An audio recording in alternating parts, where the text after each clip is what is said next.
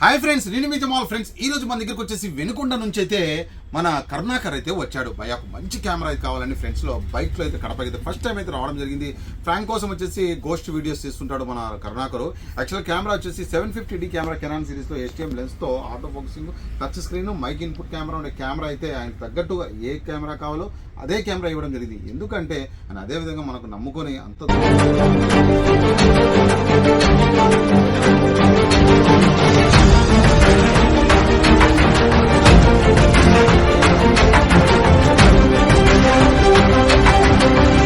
అంత దూరం ఎందుకు లేరా, ఇక్కడే కొను అని చెప్పలేదా?